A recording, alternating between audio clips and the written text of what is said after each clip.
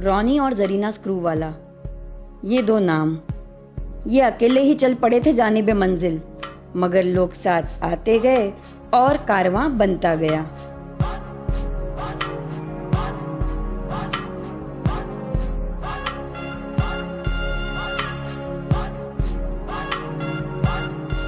हिम्मत थी अपनी खुली आंखों से नामुमकिन लगते हुए ख्वाब देखने की। कुछ ने कहा शायद हो ना पाएगा, मगर ये 1.5 अक्षर आग जैसे नहीं, अगर जाग जाएं तो आग हैं। बिल्कुल सही कहा गया है इस परिवार के लिए। इन 1.5 अक्षरों से बने हम, इन 1.5 अक्षरों से बने तुम, और इन्हीं 1.5 अक्षरों से बना ये स्वदेश परिवार। ये वो बंधन है जो कभी टूट नहीं सकता। स्वच्छ भारत, सशक्त भारत, समृद्ध भारत की मशाल लिए हुए पिछले कई वर्षों से तत्पर है स्वदेश फाउंडेशन। तुझे है पुकारा। हजारों गांव वासियों के घर बसे, बच्चों को शिक्षा का लाभ मिला, बेटियों ने सफलताओं की राहें चुनी, आदिवासियों के घरों में भी उम्मीदों की रोशनियां जली, पीने को और स्वस्थ जीवन जीने को पानी मिला, खेत खलियान लहराने लगे, महिलाओं ने जिम्मेदारियों की मजबूत डोरें थामी, लौट के शहरों से युवा अपने अपने घर को आए। सिर्फ इंसान ही नहीं पर पेड़ पौधे पशु पक्षियां भी मुस्कुराए। ये सफर आसान बिल्कुल नहीं था, और इस साल तो जैसे मुसीबतों के सैलाब का सामना करना पड़ा है। कोरोना महामारी और हाल ही में आए हुए चक्रवात जैसे कठिन परिस्थितियों में भी स्वदेश फाउंडेशन की टीम रुकी नहीं। ऐसे समय पर खुद पे आई मुसीबतों की परवाह न करते हुए रायगढ़ जिले के वासियों की परवाह और सेवा में डटे रहे। रुके न तू, थके न तू, झुके न तू, थमे न तू, सदा चले थके न तू, रुके न तू, झुके न तू। फाउंडर्स की दूरदर्शिता रही। स्वदेश के इस मिशन में कई समर्थों का सहयोग भी रहा, पर इस फाउंडेशन के असली नायक है यहाँ काम करते हुए कर्मचारी।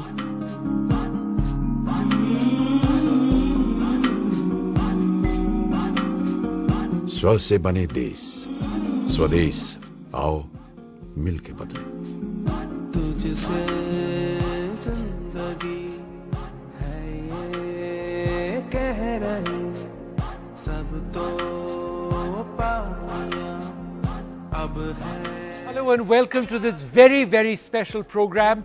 The Swades Building Livelihoods campaign raises funds to build livelihoods of 15,000 plus of the most needy households. Tribals, migrants, daily wage homes and others, the poorest of the poor families in rural Raigad and Nashik districts of Maharashtra. The aim of this telethon is to create self-sustaining communities as we build their capacities, strengthen inputs and market linkages, and ensure that every household earns at least 2 lakh rupees every year through a basket of programs, be it farm-based, off-farm or non-farm interventions. Now this is all done through a series of steps, and we're going to identify on this program what exactly that's all about. We are very, very privileged to have Ronnie and Zarina Screwwala with us on this program, Dr. Pranoy Roy and my colleague Nidhi Kulpati. तो स्वदेश मुहिम की कोशिश है अपने लोगों को रोजगार का जरिया देकर आत्मनिर्भर बनाने की। एक प्रयास अपने मजदूर, आदिवासी, दिहाड़ी मजदूर, विस्थापित, गरीब से गरीब को सशक्त और सबल बनाने की। जरूरत के अनुसार बेहतर किसानी या फिर स्किल ट्रेनिंग यानी कौशल विकास से उनकी आमदनी में इजाफा करने की। स्वदेश फाउंडेशन ने अब तक ग्रामीण रायगढ़ और नासिक में करीब 2500 एकड़ जमीन को सिंचित किया है। मुर्गी पालन हो, बकरी चरवाना हो, मछली पालन, डेयरी जैसे क्षेत्रों में लगे लोगों की कमाई 25,000 से 80,000 सालाना कर दी गई। संस्था के सहारे और प्रशिक्षण से 13,000 कारोबारी तैयार किए गए। 2,600 युवाओं को रोजगार दिया, जिससे उनकी सालाना कमाई 1 लाख तक हो गई। तो ये संस्था अपने आप को बता दें 150 लोगों की मजबूत फील्ड टीम और ग्राम विकास समिति के साथ मिलकर जरूरतमंदों को चिन्हित कर ट्रेन कर आत्मनिर्भर बनाती है। Thanks Nidhi, and thanks very much Vishnu, and welcome to this very, very special telethon for me and for all of us. As you've just heard, this program is dedicated to raising funds for really a wonderful organization, Swades, founded and run by Zarina and Ronnie Screwwala. I have known Zarina and Ronnie Screwwala for many decades now, and all I can say is that they are among the finest people I know. Their work has always not only been of the highest level of integrity and ethics, it's also the finest quality. And the work they're doing with the poorest of the poor families in our rural areas now is amazing, as you will see as this program moves on. It really is an honor for us to let everyone hear and see for yourself their work on the ground among farmers and migrants returning to their farms. And these people have been the most terribly badly hit by this pandemic. I have no doubt that after you see the work of Swades, you will contribute towards helping their work expand and develop even more. One fact that I must point out right at the start, that every 1 rupee you contribute to Swades, the farmers will get 3 times that. 3 rupees for every 1. So basically, you can say let's look at how your contribution will actually help, and this makes a big difference. The donation, if you make of 4,000, that will go for poultry and fishery auxiliary income for farmers, and that will raise the farmer income by 25 to 35,000. Your 4,000 will become 12,000 and will raise farmer income every year by 25 to 35,000. If you donate more than that, if you donate, let's say, 7,000, that will go for goat rearing and for dairy farming. That means your 7,000 will become 21,000 for goat rearing, and it will raise farmer income by 40 to 80,000 rupees. Can you imagine? 7,000 can go to 80,000 every year. And a one-time donation of 14 will go for drip irrigation. Drip irrigation, again, that 14,000 will become 3 times that, and that will raise farmer incomes by 60 to 80,000 rupees every year. That's the way this money, your contribution, will be actually spent. So let's confirm. Your contribution will be multiplied by 3. Every 1 rupee donation you give, that will be, or a contribution you give, will be matched by a corporate donor of another 1 rupee, and then by Swades themselves will match another 1 rupee. So call them contributions as much as donations, because you're contributing towards the farming community community India. So your 1 rupee goes to the farmer as 3 rupees. If you contribute 5,000, it becomes 15,000. It just is a wonderful concept and very focused. And with Zarina and Ronnie there, the efficiency of the use of that funds will be outstanding, I assure you. Absolutely. Now, Zarina, we've heard a lot about the Swades model of development. Can you explain to us what it's about? What makes it unique? Okay. Thank you. First of all, thank you so much to NDTV, to Pranoy, to you, Vishnu and Nidhi, for all the hard work, and to our team at Swades for all the hard work. It's a privilege for Ronnie and I to be here on behalf of 500,000 people that we work with in rural Raigad. So thank you, NDTV, for being with us and helping us to spread the message. What we always wanted to do from the beginning, and we've been working in rural India for 20 years, and in the last 6 years, we've really ramped up our model, and we've really defined what we want to do at the Swades Foundation.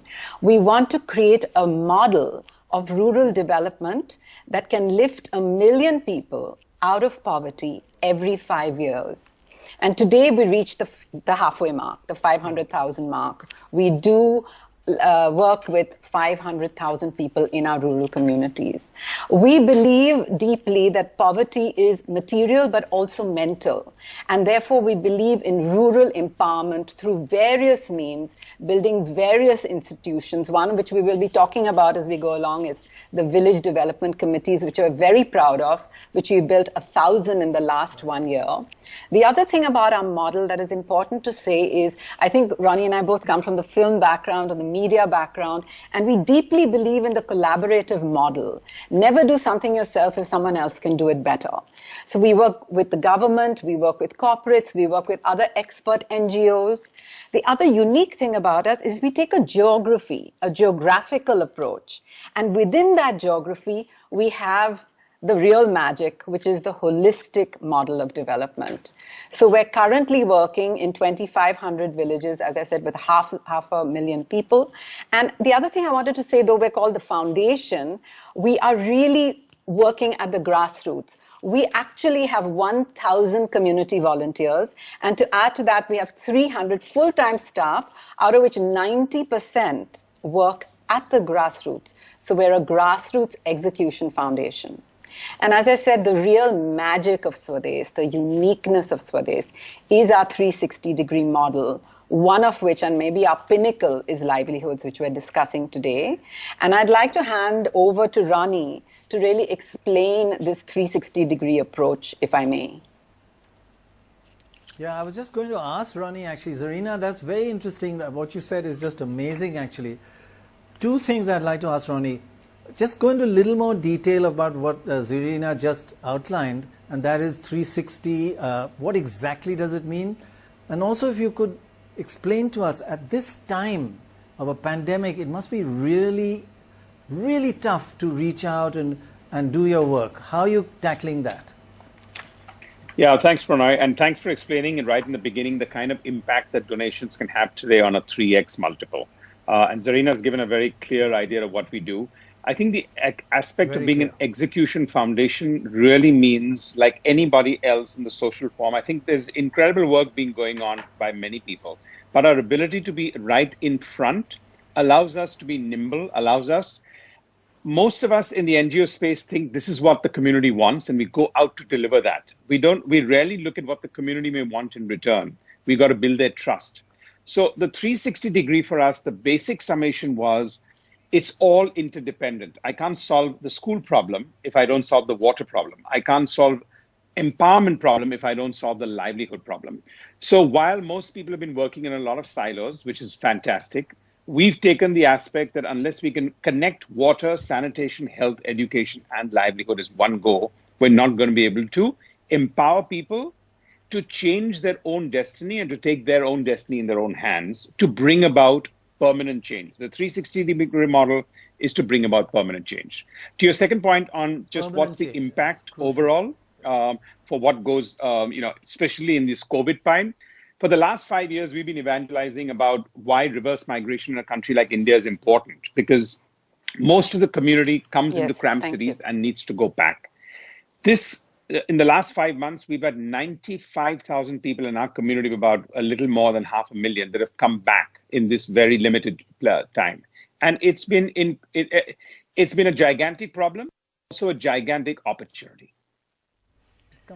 Well, Ronnie and Zarina, we'll come back to both of you throughout this program, but we have a splendid guest joining us, R.S. Sodhi, the Managing Director of Amul. Now, the Amul example has been one of India's great success stories.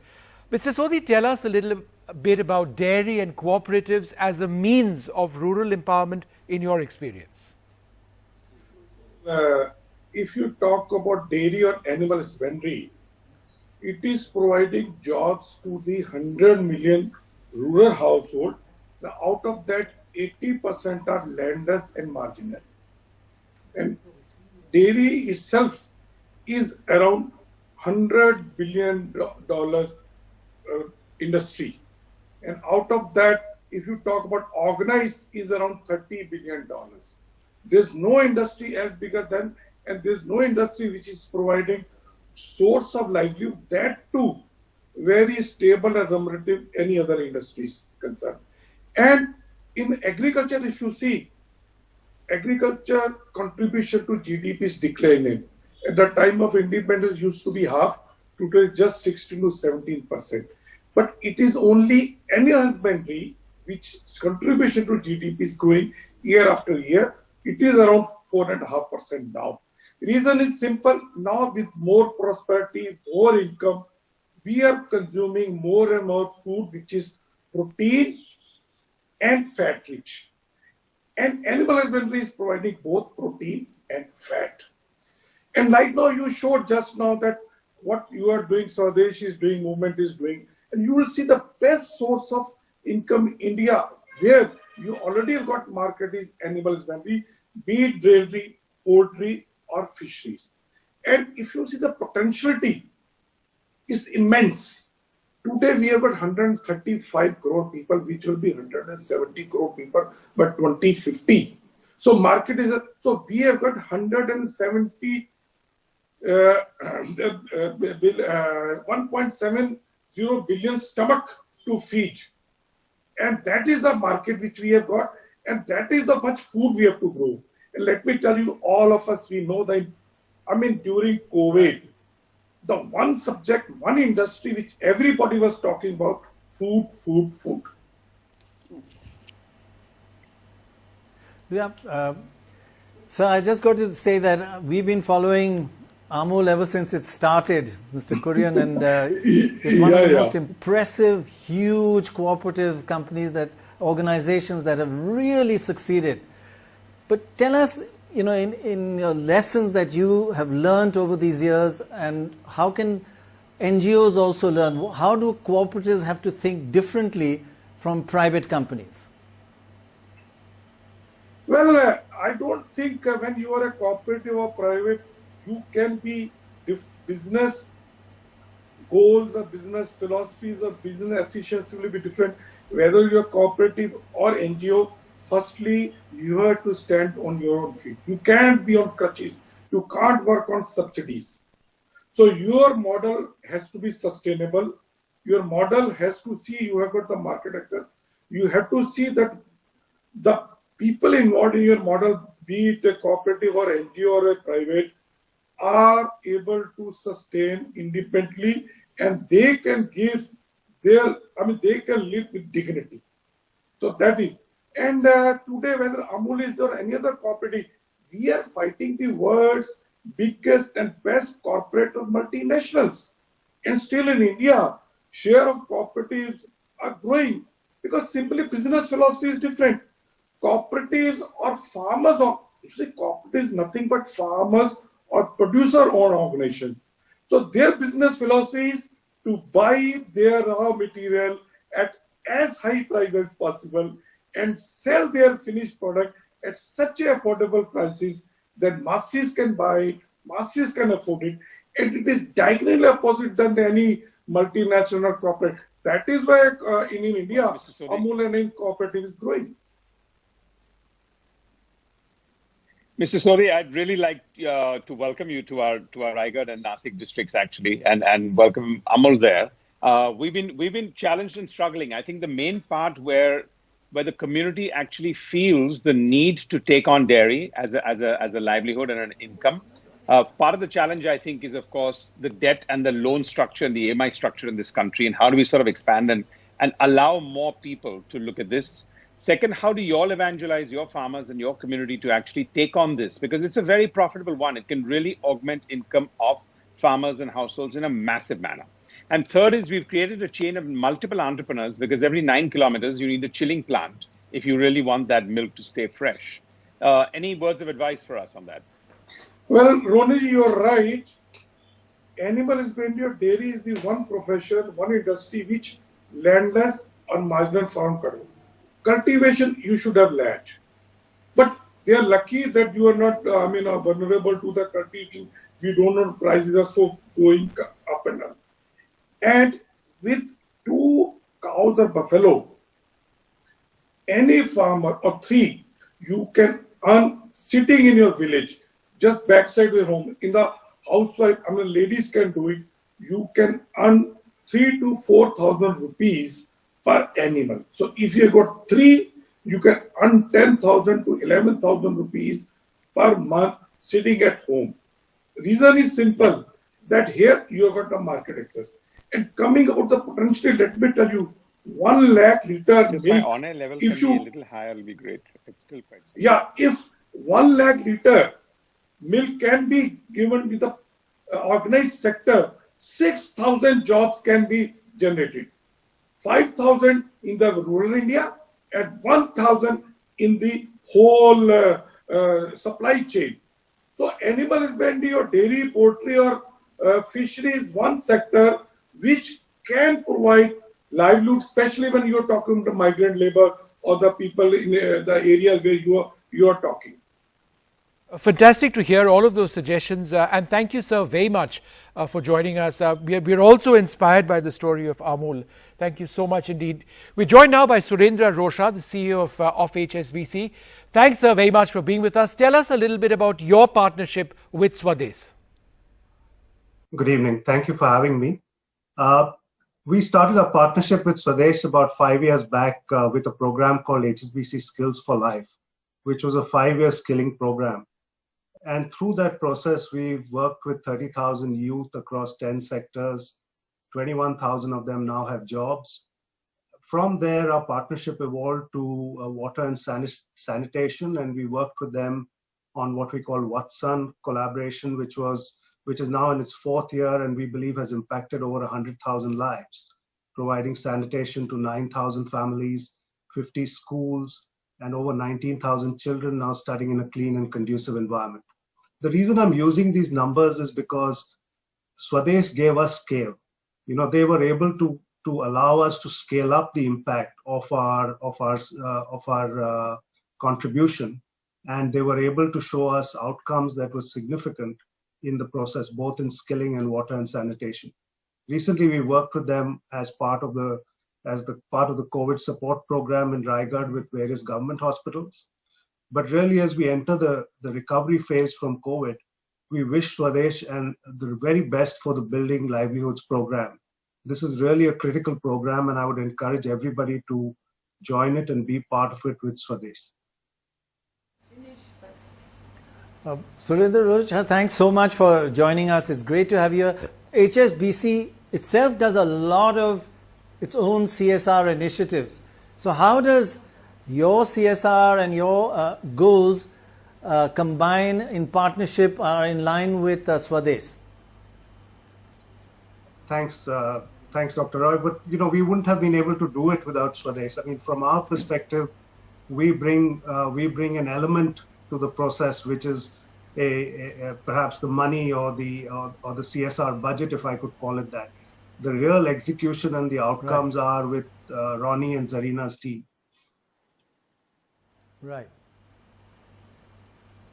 A fantastic announcement to make, and it's the first of what we all hope would be many. We'd like to thank C.H. Robinson for the CSR donation of 5 lakhs to this cause. We've got our first runs on the board. I assure you, we'll score a lot more by the end of this.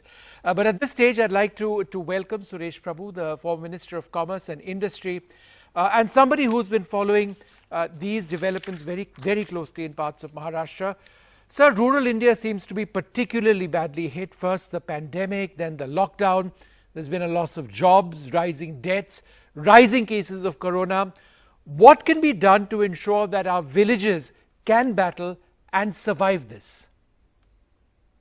Mahatma Gandhi had said that India lives in villages.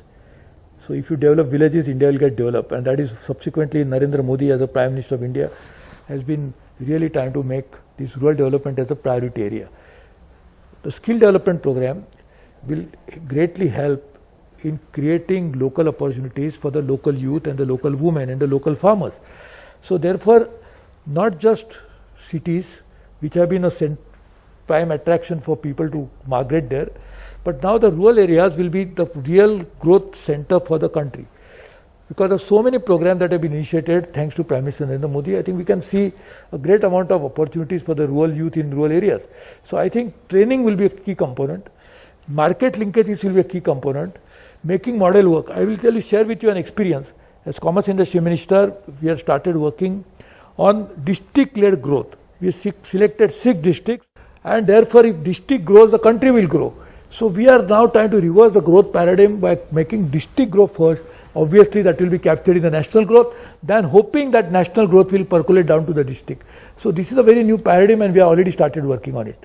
Sir, Konkan में जो हालात हैं, what do you think of the organizations like Swades and their work in Raigad? खास तौर से livelihood को लेकर जो उन्होंने वहाँ पे काम किया है, क्या आपके राय है?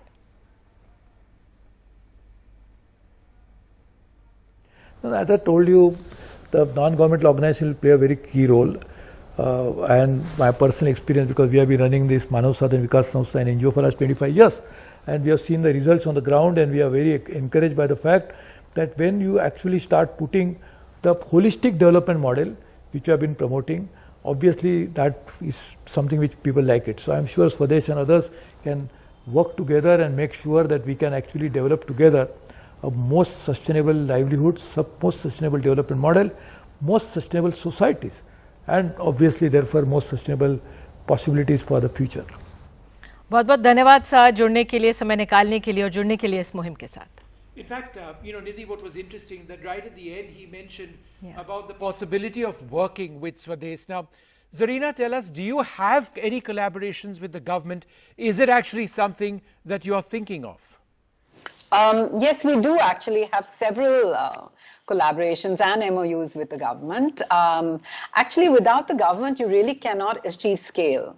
So it was wonderful that Rosha said we help to achieve scale for HSBC, but really the government helps us achieve scale. So we really believe deeply in working with the government because it's very much a part of our collaborative approach. And at both the state level and the district level, we have so many heroes who we have met, who are amazing people, dynamic people. So we have MOUs in education, in health, and one of the two that we're really very proud of is we have one with the government of Maharashtra to create 1,000 dream villages in the next 5 years. And we started working on the first 100 as a pilot, and we're making good strides. Because if we can create this model of a dream village, which is totally empowered and able to execute programs on their own, then this is really truly sustainable development. And the other one that we have, which recently signed, is a MOU with MSRLM, with Bimla ji, who's going to be on the program later, to strengthen SHGs. So yes, we have plenty of government collaboration, and we're very proud of the work we do with the government. Yes, thank you for the views. Now we have with us Anu Aga, former chairperson, Thermax Limited, and the former chairperson of Teach for India. Ma'am, you have done so much social work through the years, and now this is one of the biggest crises. And you have probably seen till now, especially the situation of the migrant laborers. What can one do specifically about them?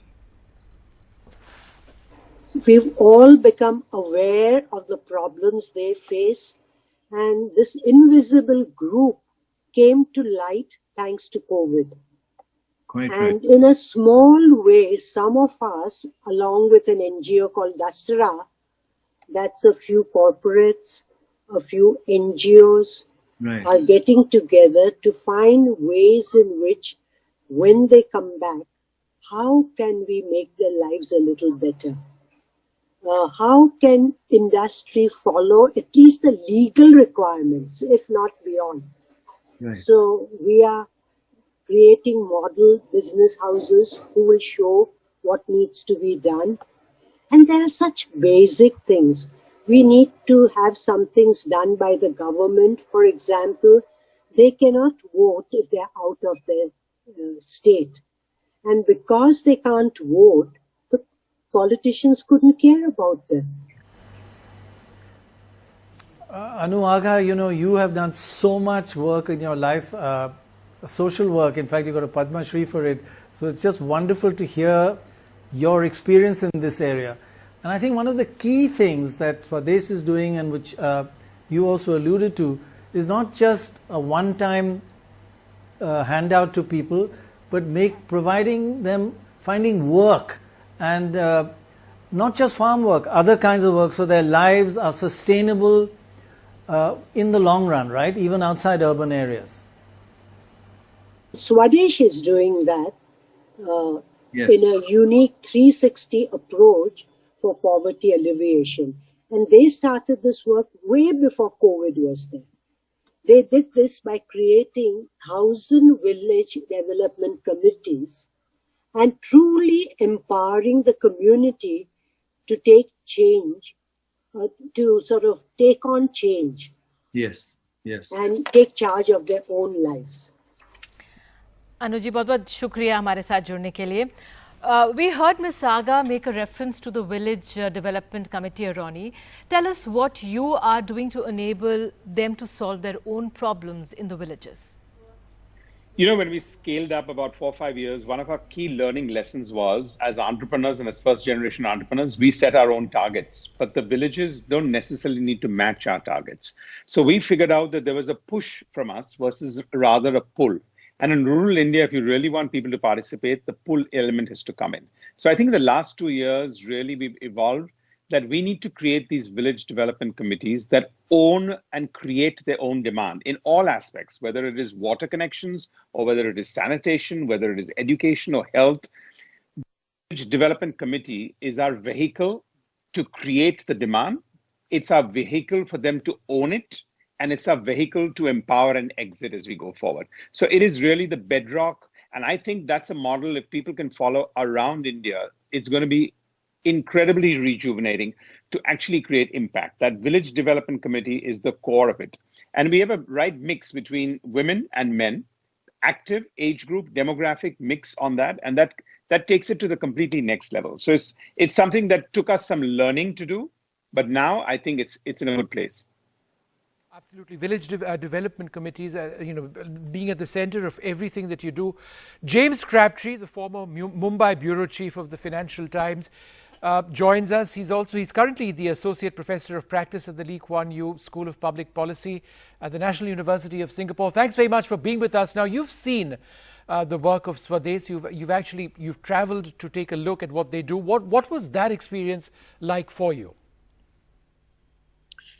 I think that the thing that jumped out at me when I began to learn about the foundation by Ronnie and Zarina was the approach of looking at whole villages and trying to look at many different kinds of interventions in one place and realizing that in a sense many charities try and fix one thing that's going wrong in a local area, water or a school or a health clinic, but that actually what you need to do is throw the whole kitchen sink at a problem. And so that was what I found interesting when, in a sense, Ronnie first began to tell me about the projects and what they were funding. These kind of model village projects were the things that I thought were most interesting and that I've been tracking a little bit, albeit from here in Singapore now rather than in India. James Crabtree, Pranoy, great to chat with you again. I know we've been on email and WhatsApp, because I've noticed you really studied the impact of this pandemic financially, globally. So how is it really affecting the livelihood of people, mainly in rural areas globally? Well, the pandemic starts in the cities because the cities are most connected, but in many ways it's rural areas that are going to be most badly affected and you see that, I think, in India now, that as the pandemic comes under control in the big urban areas, it's the rural areas that are most at risk. And so the kind of things that Swades is trying to do, rural entrepreneurship, things that are going to make rural areas more resilient, become even more important, both in this part of the pandemic, but also in the recovery phase as we move forward. So trying to find employment opportunities for people who are leaving cities and heading back to their villages becomes a kind of crucial public policy question, and one that not just India, but many other countries around Asia are also grappling with. So. All right, James Crabtree, thanks very much for sharing those thoughts. Joining us now is Irene, Daruvala, CEO of Standard Chartered Bank. Now, Swades has been doing a lot of work during this very difficult and challenging COVID-19 period in partnership with multiple corporates in so many areas. Tell us a bit about Standard Chartered Bank and some of the partnership that you've been involved in this work. So as we all know, India has been going through a very challenging phase during this COVID pandemic. And as Standard Chartered, who's been in the country for 160 years, we also have done a little bit. I think every drop counts, and it all adds up to all the corporates who have put in the initiative. We also did our bit. So with Swades, we tied up to provide meals to migrant laborers. And we have provided over 3.3 lakh meals to the homeless migrant daily laborers at 30 locations across Mumbai in a 6-month period. Regarding ongoing work, Swades has been a partner for us in some other initiatives, and we're working with them in the Raigad district, which, as people know, is one of the poorest districts in India, and I think the poorest district in Maharashtra. So there we work with them to provide about 5,200 youth with scholarships. 30,000 children across 300 schools will get educated with our sponsorship. Also, we're working with them on drinking water, which will provide safe drinking water to 10,000 households. We're quite proud to be partnering Swades. We've seen the kind of good work they're doing on the ground, and it's been a journey for them, and it's very, very encouraging, the kind of work that they've done on the ground. Well, Zareen, Daruvala, many congratulations on all the work that Standard Chartered is doing. It's a financial company, a bank with a heart. But can you just give a little more details on how you responded overall to COVID-19, including with regard to providing livelihood opportunities, actually sustainable? We have provided almost 1 million meals in this last few months, which is quite gratifying because we saw the kind of distress that the immediate lockdown created for a lot of the migrant labor. We're also working with we provided N95 masks, we provided PPE kits. We also worked with visually impaired women, and that was quite gratifying, and their families, in providing them the safety kit and the protective gear. Right, so there are a whole lot of areas that you've been involved with. Zareen Daruvala, thanks for being with us. We are now joined by Neerja Birla. I would like to wish Swades Foundation all the very best. We're very proud to be associated with them, and I wish them success in the years ahead in whatever they're endeavoring to do. All right. Well, Neerja Birla, founder and chairperson of the Aditya Birla Education Trust, joins us. Tell us how the Aditya Birla World Academy is engaged with the Swades Foundation. So the Aditya Birla World Education, the children actually from grades 9 to 12 go there periodically, and it's like they're involved in a cultural immersion program with the village called Arundhati, which is a part of the Swades Foundation endeavor. So they're trying to teach the children, and I think they've been very successful. It's been a great initiative where they teach the children English through various storytelling sessions. They do some art sessions with them. They're teaching them basic grammar skills. They're teaching them math. So it's a great way to communicate for both parties, for the children in the village as well as for our school children. They're trying to talk in Marathi. They are trying to teach them English. So it's a great cultural immersion program. And they were also involved in some sanitation and hygiene initiatives, actually, where our students were helping them with talks on anemia and the pre-test for anemia, for the anemia awareness, for campaigns pre and post menstruation and menstrual hygiene sessions. So it's been a great program where they've actually interacted with each other, and I think our children have really grown a lot from that experience and from that interaction. So it's been a really wonderful experience for them, and we're really looking forward to continuing with this as soon as we can. Can I ask a quick question to both of you, Neerja Birla and Zarina Screwwala? I'd like to ask you, what kind of impact has this bridging of the rural-urban divide been on the children from the academy and on the children that the Swades Foundation is working with? Let's start with you, Neerja Birla. So for our school children, like I said, it's been a great experience. I think all of them have actually the feedback that they've given has been in superlatives, where they've really enjoyed the experience. I think it's obviously been an eye-opener of sorts. It's been a great leveler because, our children may not be exposed to what really rural India is about. And this is so close to Bombay and yet so rural. It was a great experience for them to realize that there are a lot of gaps, and I think all of them are really charged to make that difference. I think all of them have been speaking about wanting to make an impact and felt very happy and very fulfilled by the fact that they were able to make a difference in their lives. And I think they even got a very good response from the girls when they spoke about menstruation and hygiene. So I think they were very happy about that. I think it was a great experience for them.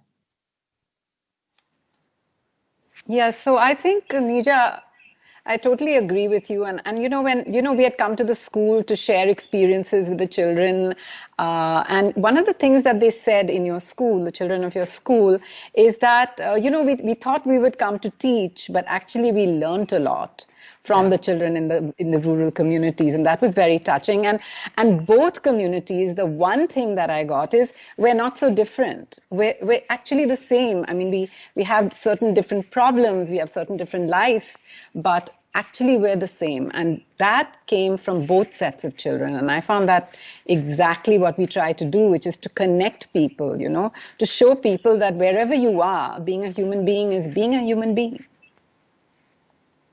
Absolutely, Zarina. And I think it was a great way of also teaching the children empathy. Like you're saying, they realize that, they are very similar to each other. And at least for, for our kids from urban India, it's very important to, make them have that connect and give them that exposure to this part of India, which is a reality, which very much exists.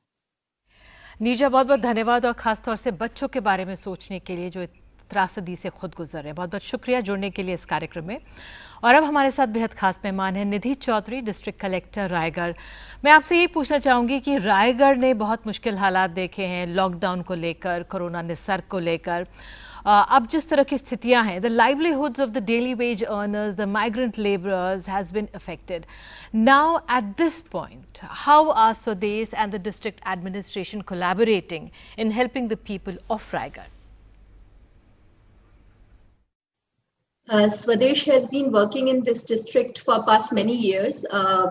I remember when I was SDM here, even at that point of time, Swadesh used to work extensively for water conservation and sanitation activities.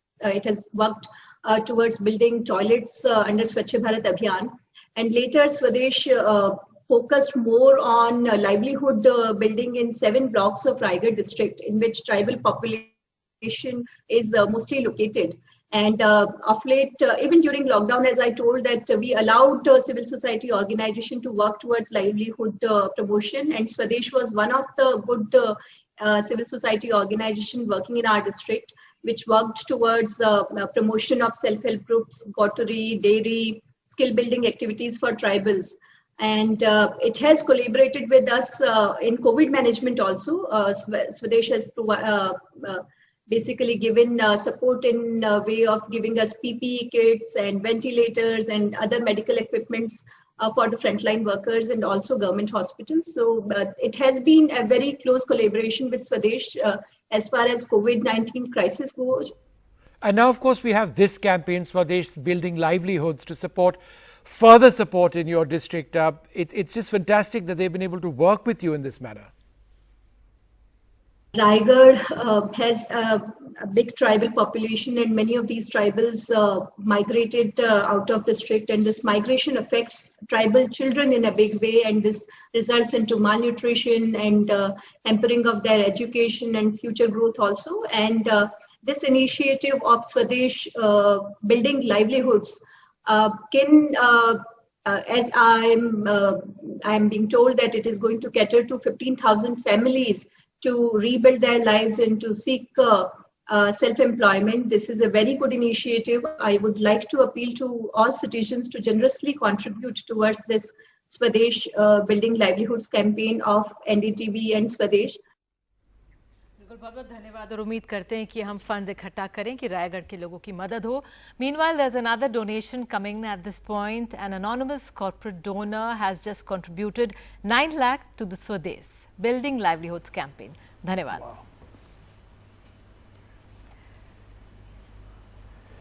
Could I, Zarina Screwwala, could I ask you a question?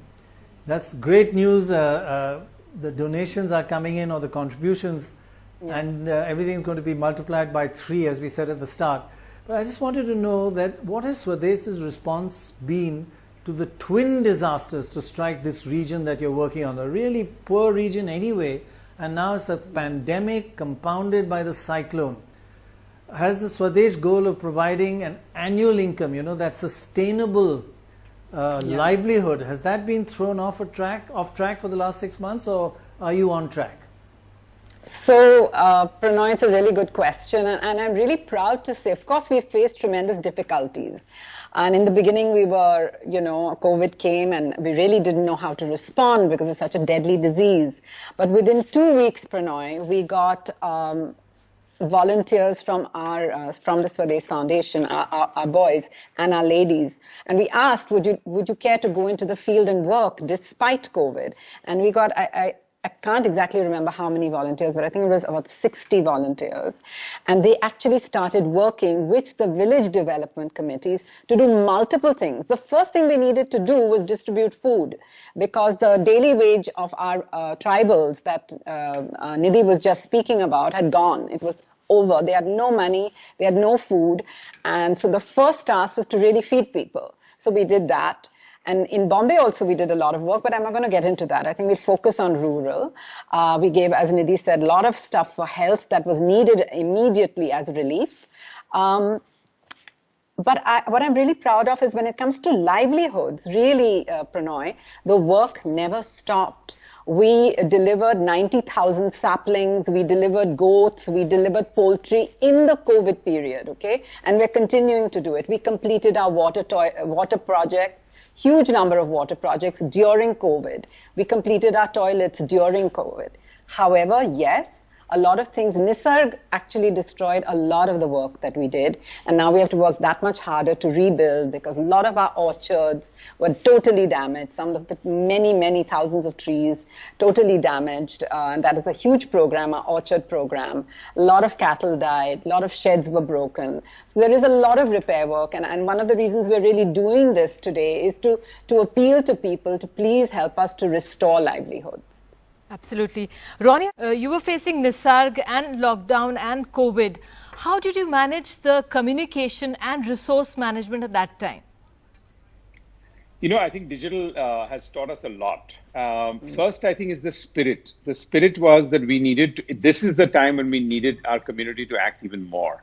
I think the tribal belt, those were the people, the daily wage worker was the first one where we suddenly realized that actually if we don't reach rations to their home for the next 30 days, they're going to run out of food. So you can talk about livelihood, you can talk about many things in the future, but at that stage, it was the first time we were having existential crisis. So I think, as Zarina mentioned, about 90, 100 of them went out and volunteered on that. So our first priority was to get the faith back by saying nobody's going to starve. And that was, I think, the message of the government across the board. So getting out there was most important. And second was to protect the 95,000 migrants that were coming in there, to see to it that that did not raise the panic levels. And we were entering the monsoon season. So, agriculture, cropping, all of that. To build faith, one incident can actually zero that and set us back 2 years, 3 years in the faith of the community. So it was very important for us to make it seem like business as usual. And I think that played a big role for us.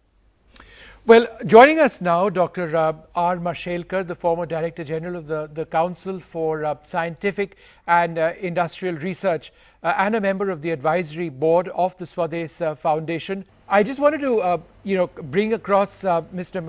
Mashelkar, Dr. Mashelkar at this stage. So firstly, thanks so much for sort of being a part of this and coming in and chatting with us. Now, Swades has an incredibly ambitious mission. Would you say that they're actually on schedule, or would you say that they might in fact be ahead of the curve in what they're doing? Oh yes, I would say they're way ahead of the world. First of all, in terms of high aspiration, talking about lifting 1 million people over the poverty line is no mean achievement, 1 million in just 5 years. And then I would say their idea of trust, building a trust within the community so that they participate, then team building, and then aiming at transformation, the trust, team, and transform. I think that is another sort of strong force multiplier.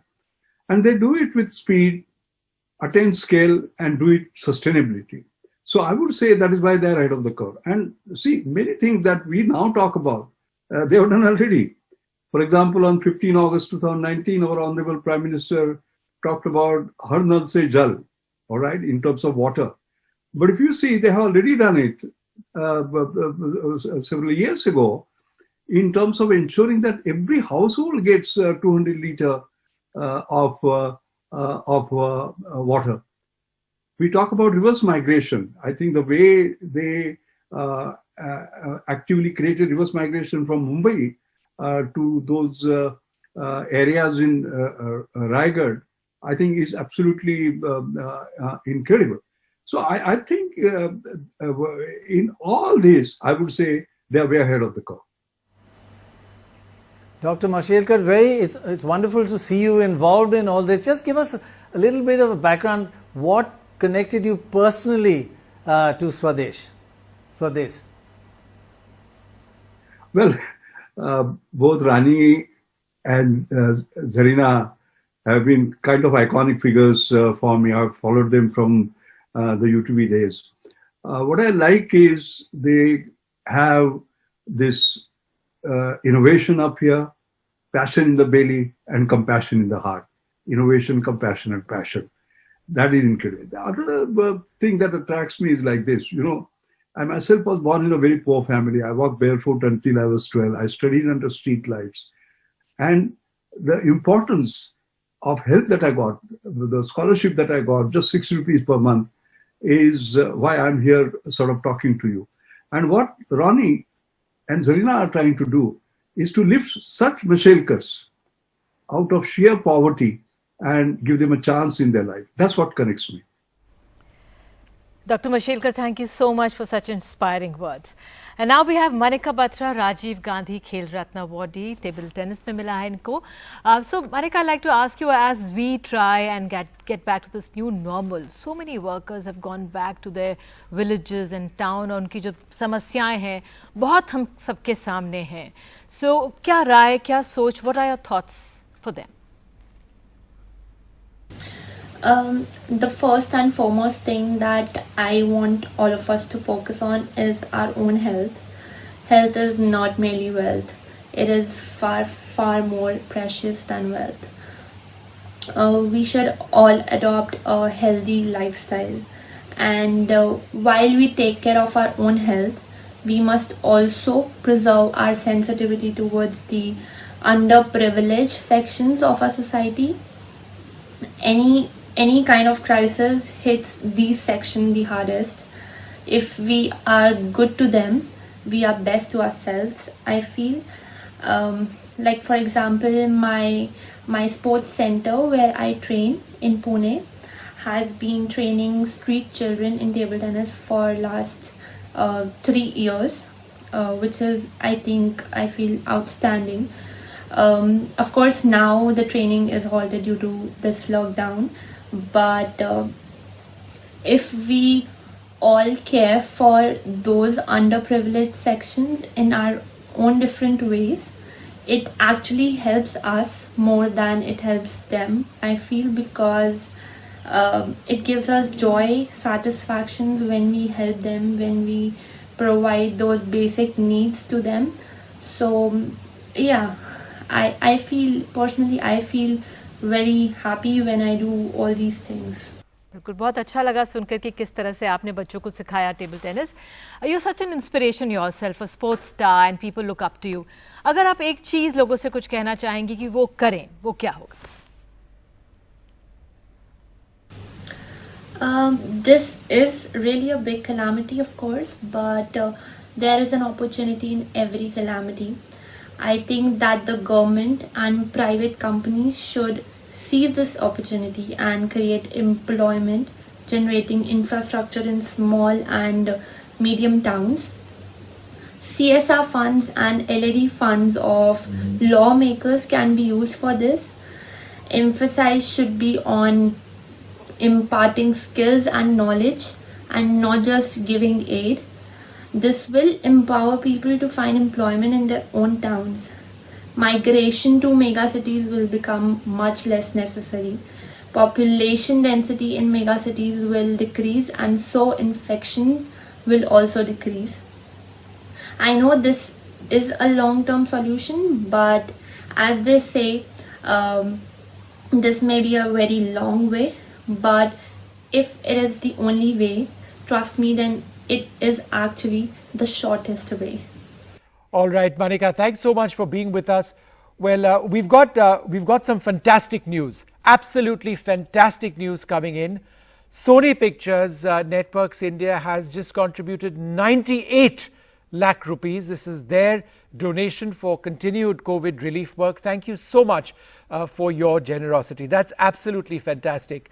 That's fantastic, fantastic. You know, that, and you know, it's just so wonderful that people are coming in, contributing in this manner. Again, it's going to build up, and you can keep contributing even once this program is over, and I think that's a key point, and we're going to repeat that point later.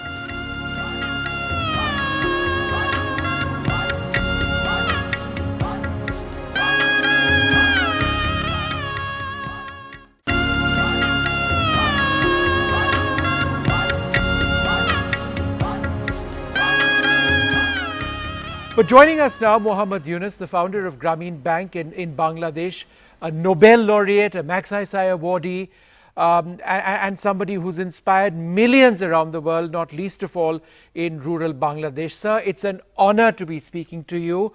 You've written, you've reflected about how the world can now take some really bold decisions, create a new order, and learn from what we've all collectively been through. How can we ensure that that actually happens? Well, I'm simply raising a question. Everybody is trying to go back to where we are coming from before the pandemic began. I said, why are we in a rush to go back? Why should we go back at all? That was a terrible world. We are lucky that we are away from it now. And the machine has stopped. So we don't have to move in that direction. One of the things that we've also realized is in these crises, it's the poorest people in our society who've suffered the most, and to some extent, you know, I mean, this has affected so many, not least of all you. And you've also seen that migration, you know, as it's been taking place here in India. Now, the terrible and tortuous path that people had to take, for example, to walk home, so many suffering. How can we change that? How can we make sure that we are much more focused on the poor? Where the people live, we build the economy. Like you mentioned about the migrant workers, they were walking on foot by going 1,000 miles. I said, why people have to have a kind of survival livelihood by going 1,000 miles? Does it make sense? Why can't we create an economy where you don't have to leave your home, the place of your birth, to have a survival level economy? If you want to go above, then you go wherever you want. But the survival economy has to be built there. Rural economy should be independent economy. And the people who we're dismissing as the informal sector, they are actually micro-entrepreneurs. They do things on their own. So we should have a huge sector of micro-entrepreneurs. And even we have a ministry of micro-entrepreneurs. If you have a ministry of labor, I don't see why you shouldn't have a ministry of micro-entrepreneurs. You create financial institutions. So we talk about creating social business micro-entrepreneur bank, so that they will be located there, and this will be rural institution. Its headquarters will be in the rural area, not in the urban area. If you go in the urban area, you're mixed up with the urban thinking and so on and so forth, all kinds of attitudes that you have in the rural area. So you build it up in the rural area and make it happen. And suddenly you see this micro-entrepreneurs start growing. Micro-entrepreneurs are the base or the foundation of the entire entrepreneurial pyramid of the country. So on the top, you have the multi-billion-dollar people and the entrepreneurs. In the middle, you have the multi-million-dollar entrepreneur. In the bottom, you have the multi-hundred-dollar entrepreneurs. They are as significant as the multi-billion-dollar because they are the beginning of the journey. We have to build in a new institutional format, new idea of building independent rural economy rather than rural economy as the supplier of labor and primary goods. Really, as usual, I think that is really so brilliantly put. As you say, the bottom level of $100 affects so many more people Now you're the absolute global pioneer in microfinancing, and that is more needed now than ever before. If you have 3 points that a government should do, what would they be? First, create the Ministry of Micro Entrepreneurs. Yes. Design institutions to serve the micro entrepreneurs, to help them to move up. Eliminate loan sharking in the whole country. So as long as the loan sharking exists, your financial system is not working. Very clear. So make financial institutions work. Create social business microfinance institutions, micro entrepreneur institutions, so that they can start lending money. And so lending money is one thing. There are many other things. Investing with the micro entrepreneur, joint ventures with micro entrepreneurs. Any business can have joint ventures with micro entrepreneurs. They are business people, we are business people, we have joint ventures. But we are helping them to grow as we grow. So it's a simultaneous thing. The ultimate solution to let people stand on their own feet so that they can contribute, they can create their own world. And they have enormous creative power. Creativity is not lacking anywhere. Simply we denied that creativity to come out. So we create now institutions, policies, whatever institutions you have for the rich people, just have the similar thing for the poorest people. And suddenly it works. It's a kind of reversal of the process that you want to do, and continue to do that as you go along. And particularly third one, focus on women. They are the treasure. They are the one who change the world. So address them. If you can address them in a massive way, you'll see how the economy will grow, how things will start changing. So these are the 3 things I will recommend very strongly. Mohammed Yunus, sir, thank you very, very much. You are a great inspiration to all of us. Thank you for joining us. Now, Zarina, you know Professor Yunus. I'm sure there's been a lot that you've picked up, you've learned from him. But just to look at one of the points that he was talking about, women being so key to transforming communities, has that been your experience as well in Raigad? Absolutely, absolutely. And really, I mean, Professor Yunus is a huge inspiration, and the work he's done, and even BRAC, Sir Faisal. In fact, I want to quote him because we, on our journey, we visited Sir Faisal, and he said to me, he said to Ronnie and me when we went there, that women manage poverty, they can also manage wealth. And those lines, I mean, this is 6 years ago, and I still remember those lines, and I wasn't prepared to even say this. It is just stuck in my heart. Because really, if the women of the family can really start earning, the essence is the women spend their money in different ways than men. The women spend it on education, on food, and on health. And the men spend it on other things. Now, I'm not against men, but really, if we can get the women to manage wealth, manage the wealth, things will change dramatically, especially in the poorest of the poor families. Perry Garfinkel, the journalist and I must author. say one thing that he did, Mohammed Yunus did say off air. I must tell Zarina, he said very nice things about Swades. Thank you. But we didn't have time to put that on. Yes, he did. No problem. No problem. Praised your work. So Perry Garfinkel, the journalist and author and a contributor to the New York Times, is with us now. What made you write about the Swades Foundation? What struck you about some of the work that they've been doing? Well, thank you for having me on. I should explain the genesis of why I wrote this story. And it really began in 2009 when I did a story for the Huffington Post about Give India, the Joy of Giving Week. And I realized that altruism, philanthropy, charitable giving is relatively new in India.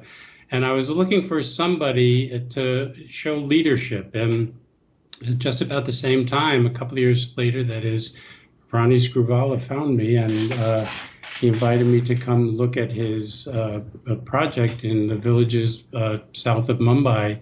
And I bit, and I got this assignment, and he was generous enough to take me down there. I spent 2 or 3 days in the villages, and I had an eyewitness experience of what he was talking about.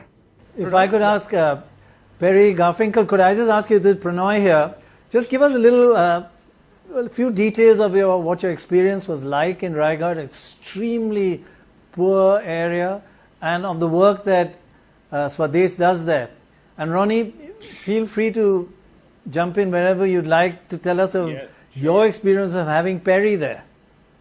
Yes, well, over a couple of days, I got to see projects such as... And I think he was so brave and so sporting. And I think it was worth his day and his overnight and the 2 days. But I'll leave Perry to really... Yeah, thank you. Hi, Ronnie. Hi, Zarina. Hi, I am very much an experiential journalist, so I just couldn't mail this in, as we say. I had to see what was going on to really verify that this was having impact. And I saw cataract-free eye tests and offers of cataract surgery, which was badly needed. I saw the development of sanitation projects. I was especially moved by a school we went to, and I saw Ronnie in action, getting down on his knees basically, and interacting with the kids, and it was a very inspirational couple of days.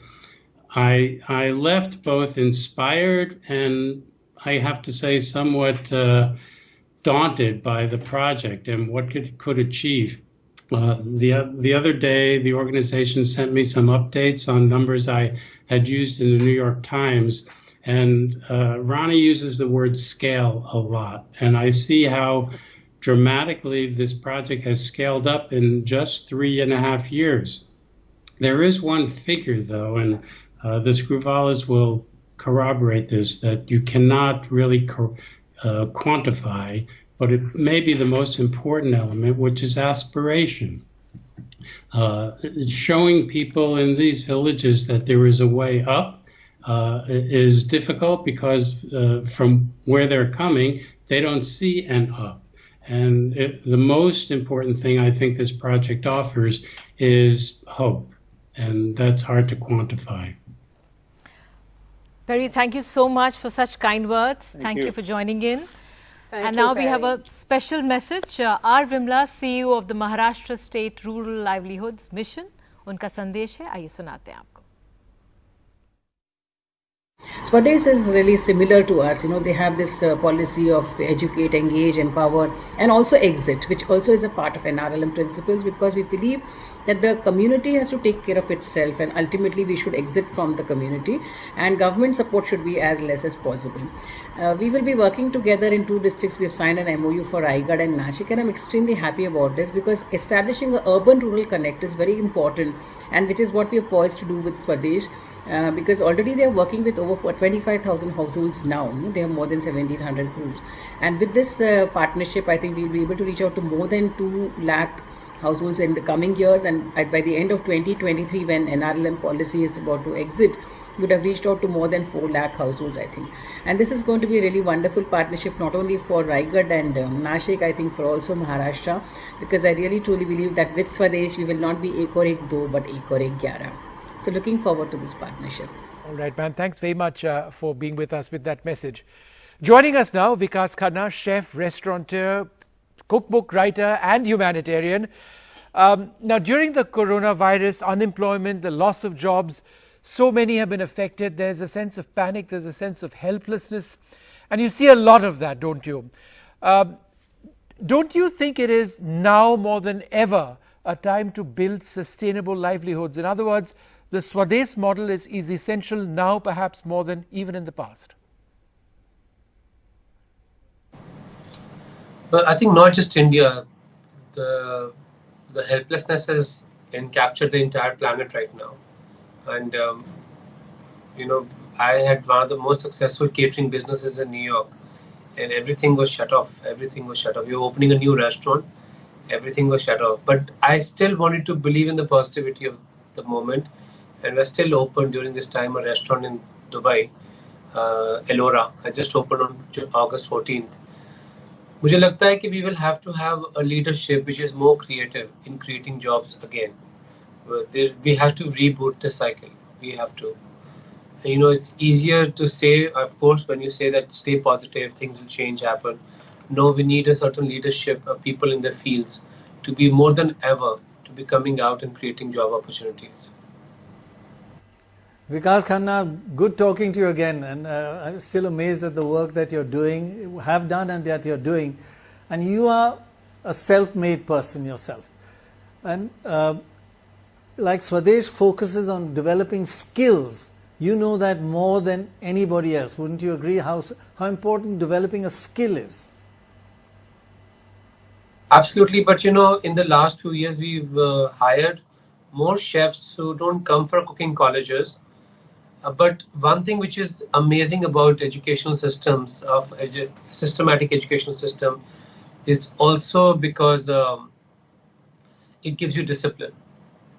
When companies are hiring people who have degrees in education, and of course, but you have to be skilled. Without skill, education can't help you. You know, you have to be in that focus line that you are able to learn a new trick of the trade, because otherwise, बहुत मुश्किल है to get jobs in high position if you're not skilled, just with educational degrees, because so many people with degrees right now. विकास, बहुत बहुत शुक्रिया जुड़ने के लिए। वाकई में स्किल ट्रेनिंग बहुत अहम है आज के इस दौर में। और अब एक अच्छी खबर बता दें, at this point we would like to give our thanks to Marsh McLennan Global Services India, a part of Marsh and McLennan Companies, for pledging 20 lakhs in CSR towards upliftment of 150 rural families. बहुत बहुत धन्यवाद। Well, we've got a wonderful guest now, Arundhati Bhattacharya, former chairperson of the State Bank of India, somebody who I've interacted with extensively over the last several years. It's great to have you on this program and speak to you. In this pandemic, opportunities in urban areas, particularly in the services sector, has really gone down, hasn't it? There are hardly any opportunities now for quite a while. What do you think can be done to augment incomes and opportunities in rural India beyond only agriculture? Of course, there is agriculture, but something that can be sustainable in the rural economy beyond agriculture itself. So, you know, in the rural economy, we definitely need to go beyond just agriculture. And it's something that I've been saying for a long time. Because, you know, if you look at agricultural income normally comes in a kind of a bunch. So if you're, you know, farming, say, for sugarcane, you'll get your money once a year. And then you have to properly husband it across the entire year in order to ensure that you have a proper lifestyle. And we know that where there is a lot more demand than income, it's difficult to husband cash. What are the income streams that we are seeing in the services area? So, you know, there are things like coaching classes, there are things like salons, there are things like eating places, there are things like, you know, providing food, catering food to the houses. So there are all kinds of other activities that you can think about doing. And definitely, I think, you know, there also could be, because in the rural areas, there's a lot of construction that is going on, whether it be roads, whether it be in the villages, the houses, the upkeep of the ponds, the upkeep of the water courses, the check dams. There is a lot that is going on over there. So, you know, to become part of that, I think is very necessary. We also see, even in the urban areas, we see a huge deficit of just skills such as plumbing skills, carpentry, electricians, repair skills. So, you know, there are lots of skills which don't really need you to become a graduate in order to get that skill. Right. Arundhati Bhattacharya, you know, we all know you're one of the finest bankers and you have a reputation for knowing, having an immense knowledge of finance. Can you explain to us a little bit how financial institutions, banks, etc., how to use technology to simplify, to get money to the villages, you know, without human intervention? I would like to go one step further. One thing is to get it to the village or to a small town. The other is to get it from the town, from the teller to the person. I go on a lot of these election trips and I've met many men and women. I'll give you an example. One widow who told me, yes, the money is in my bank, I get 1,000 rupees a month, it comes electronically, but when I go to the teller, he says, if you want your 1,000 rupees, you have to give me 500. So we took her into the bank and we asked the teller, what is this? And then they said, speak to the bank manager. We spoke to the bank manager, and just as the key moment came, the line got cut. So one thing is to get the money to a bank, the other is not the last mile, the last 6 feet. How does one stop problems occurring at that point? Okay. So one, of course, is, we should try and limit human intervention as much as possible. Today, for instance, just in order to take out money, you don't need to go to a bank. You can go to a ATM. Right. And, there are sufficient ways for us to teach these people how to operate an ATM. So I think what the government also did when it did the PMJDY, it insisted, that we issue cards. Okay. And actually that entire exercise became quite expensive because of the carding that we did. Okay. Right. Now, the problem with the cards is I am perfectly fine to give the cards. But at the end of the day, if it's an illiterate person, what that person is going to do is to hand over the card to a tout. And in fact, for us, our instructions are that when a person who's illiterate comes into the bank and is putting their thumbprint and taking the money, as per the standard operating process, I am supposed to speak out loud and tell them ki Baba aapko 500 rupiya diya. Why? Because he's got a tout to fill up that, and he's asked for 200 rupees. The tout has filled it up for 500 and is going to walk away with it. But at the end of the day, the only way that this can come about is literacy. In fact, a lot of people have often asked me the question, what is the cure of our ills, of the country? And I have a one-word answer for that, and that is education. बहुत बहुत धन्यवाद अपनी राय रखने के लिए, और खास तौर से शिक्षा कितनी अहम है जो आपने कहा। हमारे साथ अब मंगेश वांगे हैं, CEO स्वदेश फाउंडेशन के। बहुत बहुत धन्यवाद मंगेश हमारे साथ जुड़ने के लिए। मैं आपसे यही समझना चाहूँगी कि कुछ देर पहले हम विकास खन्ना को सुन रहे थे, उन्होंने जिस तरह से हमें कहा कि स्किल ट्रेनिंग बहुत अहम है, और आपकी जो संस्था है स्वदेश फाउंडेशन वो स्किल ट्रेनिंग में बहुत तवज्जो दे रही है, इसमें काम कर रही है, ख़ास तौर से युवाओं को लेकर। मंगेश, तो बताइए आपका अनुभव क्या रहा? जी हाँ, नमस्कार। विकास जी खुद एक जीवंत उदाहरण रहे हैं कि जिन्होंने एक बहुत टीनेज में काम करना, एक कौशल सीखा कुकिंग का, और बाद में अपनी मेहनत और महारत से एक बहुत अच्छे मुकाम तक पहुंचे हैं। और स्वदेश का भी अनुभव ये रहा है कि जो स्किलिंग का प्रोग्राम है, ये एक ऐसा प्रोग्राम है जिससे हम 2 से 3 महीने में एक बहुत गरीब परिवार में एक इनकम बढ़ा सकते हैं।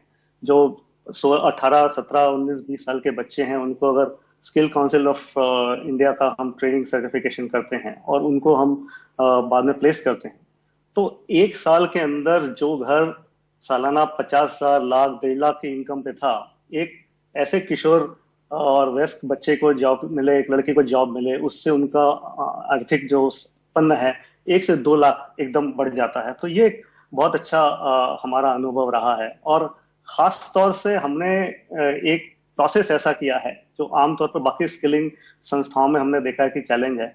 हम हमारे जितने परीक्षार्थी हैं उनको 2 साल तक पूरा उनसे संपर्क में रहते हैं, क्योंकि पहले 6 महीने साल में उनको गांव से शहर में जाके अपना काम संभालने में, सेट होने में टाइम लगता है।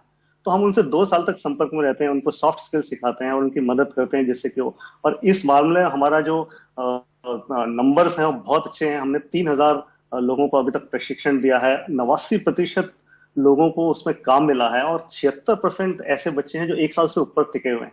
लेकिन अभी जैसा जो समय है, कठिन समय है, और आज फिर उन्हें दोबारा खड़े करने की जरूरत है। काफी लोग जो हॉस्पिटैलिटी में थे उन्होंने अपना काम खोया है, तो उनको नए स्किल सिखाना, उनको एंटरप्रेन्योरशिप के लिए तैयार करना, इसके लिए हम दोबारा प्रयत्नशील हैं, और हमें विश्वास है हम उनकी मदद अच्छे ढंग से कर पाएंगे। जी मंगेश जी, बहुत बहुत धन्यवाद, और अच्छा लगा है सुन के कि किस तरह से आखिरी कदम तक आप युवाओं के साथ रहते हैं। 360 डिग्री शायद यही है आपकी जो टेक्निक है कि अंत तक आप उनके साथ हैं। बहरहाल बहुत बहुत धन्यवाद अभी तक जुड़ने के लिए हमारे साथ we have now Zia Modi, corporate lawyer, founder and senior partner of AZBA Partners, member advisory board Swades Foundation. I would like to ask you, ma'am, how strong is Swades as an execution foundation? In addition to ideating, you need people on the ground too. Absolutely. I think that that's the key question as far as the Swades Foundation is concerned, and the key uniqueness, if you like. Just to give you 1 minute of background introduction. Ronnie and Zarina, when they first were thinking about Swades Foundation, they had come to my house, and Ronnie had just finished selling his stake in Walt Disney, and they were talking about the foundation. And the first question I asked him, but what about funds? And he said, well, we're just going to put in a decent portion of the money that we've just got from Disney into the foundation. And so the first thing that flashed through my mind is this is bound to succeed because they are both so invested in it. And I think the entire landscape, if you like, of what Swades wants to do is really upliftment of rural livelihoods. And the reason I think it works so well, and we hear amazing stories when we have meetings of the advisory board, is exactly that. The entire team is on the ground. The entire team is utilizing every rupee of money so that it is better tracked. The utilization of the money is in full. I don't think they waste anything because they're right there seeing how it's spent. And the sweat that is poured into the entire activity of the team, you can see the results year on year and really what the outcomes are. I am a Baha'i by religion, and so, you know, economic upliftment, the equality of the girl child is religious tenets for us. So Swades really appeals to me, and I think that, you know, they take a lot of the learnings and the mistakes that they have made and re-engineer the model when they go back the next time to the village. Zia Modi, a question to you, and then, you know, I'd ask Ronnie to sort of come in with his views as well. How much of a benefit is it to have people drawn from local communities volunteering to work at the grassroots level in their own areas? Zia? I think it makes sense because they know the problems of their people, right? Ultimately, what are you trying to do? To remove pain points in as seamless and unobtrusive a way as possible. Very often when people from the outside come, we all have different notions, we all have different views, and sometimes we just don't get their real day-to-day problems that the rural people face. And for people from that area would get that in a nano, would be able to provide a practical solution, a cost-effective solution, and really blend in with the community. Yeah, I totally agree. You know, I think trust is such an important element when you're doing anything in rural India. You've got to build that trust.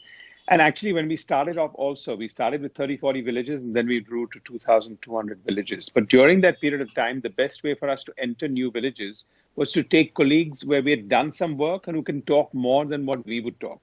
So really the community talking to the community, like any other peer-to-peer learning we have in our business world, is pretty much how it works. And I think that's the most powerful medium. Trust then becomes something that becomes a very strong pillar. Trust, familiarity, and collegiality, right, Ronnie? Everything, because you sort of blend in with, you know, their views. You don't talk down to them. You don't talk down to them. Absolutely clear. Yeah. Gigi Mammon, the Managing Director of NAPFINS, is with us at this stage. How has NAPFINS been helping small and marginal farmers and rural households overcome livelihood challenges, some of which predate the pandemic itself? See, NAPFINS is a subsidiary of NABARD. It is previously known as NABARD Financial Services Limited. It's a microfinance institution engaged in providing microcredit to the rural populace. Basically, the people who are vulnerable, poor, for helping them in getting livelihood or supporting them in livelihood, NAPFINS provide in the microcredit, and that's how we are working. In fact, this is working for the last 10 years, and we had been helping across the country, around 16 states we are working. And we have so far supported more than 8 lakh families, 8 lakh members and 8 lakh families with around 7,000 plus crores of credit support. So, Gigi Mammon, if you could give us some details of how you're working with Swades to provide these benefits to the people of Raigad in particular?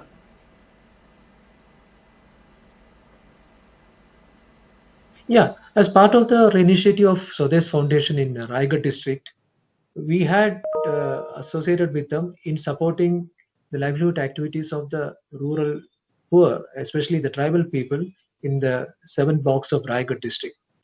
Basically to acquire productive assets like milch animals mainly. And some also we supported for other kind of animal husbandry activities like acquiring goats and sheep and those kind of things. So, but our major initiative was to support for the milch animals. So more than 2,500 families have been supported in these 7 blocks of Raigad district, mostly the tribal people. And we have extended around 11 crore credit to these tribal families for acquiring milch animals, thereby getting their livelihood activities in place. Mr. Maman, now, could you share your thoughts on this campaign, the Swades Building Livelihoods campaign, and its relevance in times such as these? In this time of suffering and difficulty, we need to stand by the people who are really affected by the COVID pandemic, and we need to extend them the kind of support and financial assistance to them. NAFINS is one organization would be committed to provide the financial support to all these people wherever we are able to reach, and provide them the credit so that they would be in a position to come back to their life through the various livelihood activities. I would like to wish the very best to Swades Foundation, its founders, Mr. Ronnie Screwvala, Mrs. Irene Screwvala, and the entire team of Swades Foundation, and also the NDTV for this laudable initiative of joining hands together for mobilizing funds for supporting the rural people, especially those who have suffered because of the COVID pandemic and who have gone back to their villages or migrated back to villages, for having their livelihood in place and to support themselves and be self-reliant. Yeah. Mr. Maman, thank you so much for joining us at this stage. Thank you so much indeed. Mangesh ji, आप हमारे साथ बने हुए हैं, तो जो ये नैफिन के साथ ये क्रेडिट लिंकेजेस हैं, मार्जिनल फार्मर्स को जो पैसा जाएगा, जाहिर तौर पे हमारे किसानों के लिए तो एक गेम चेंजर होगा वहाँ पे। किस तरह से काम कर रहा है? हाँ निधि जी, ये एक बहुत जरूरी है। जैसे सरकार की नीति है, हमें अगर अपने देश में खासतौर से गाँवों में जॉब क्रिएटर्स तैयार करने हैं तो ऋण की उपलब्धता को बहुत आसान और तेज करना बहुत जरूरी है। और आज से करीबन 2 साल पहले हमें ये परेशानी थी कि इतने आसानी से हम किसान लोगों की मदद नहीं कर पा रहे, तो सब नैफिन्स ने बहुत अच्छा एक हमारा साथ दिया है। और जिस तरह से उन्होंने अभी बताया 11 करोड़ के करीब उन्होंने जो लोन वितरित किए हैं, एक इससे बहुत अच्छी गति मिली है कामों में और ज्यादा काम करने की जरूरत है इन परिस्थितियों में। लेकिन इसके साथ एक और निधि जी दूसरा जरूरी पहलू मैं जोड़ना चाहूंगा और जिसपे हमने हाल ही में काम शुरू किया और एक अभियान के तौर पे हम आगे चलाना चाहते हैं, वो है फाइनेंशियल लिटरेसी का काम। फाइनेंशियल लिटरेसी इस वक्त बहुत आवश्यक है, खास तौर से जब वो एक इकोनॉमिक एक्टिविटीज में हर घर की भागीदारी बढ़ रही है और वो आगे जा रहे हैं। क्योंकि जब इकोनॉमिक एक्टिविटी बढ़ेगी, उनकी इनकम बढ़ेगी, उस इनकम का सदुपयोग कैसे हो, उस इनकम को कैसे सेविंग अच्छा किया जाए और री इन्वेस्ट किया जाए। और दूसरा बड़ा इंपॉर्टेंट इससे हमारा जो उद्देश्य है फाइनेंशियल लिटरेसी है कि क्रेडिट कल्चर समाज में कितने अच्छे ढंग से हम बना सकते हैं। तो क्रेडिट कल्चर को मजबूत बनाना, कमाए अतिरिक्त आय को अच्छे तरह से सदुपयोग करना, इसके लिए फाइनेंशियल लिटरेसी पे हम जोर दे रहे हैं। और ये क्रेडिट लिंकेज इस तरह से अगर और मजबूत होगा तो हम ज्यादा से ज्यादा लोगों की मदद कर पाएंगे। Mangesh ji, thank you so much for sharing your thoughts on that. But we've got some great news. I think Zia wants to make an announcement. Is that right, Zia Modi? Is that you wanted to say something? Go ahead.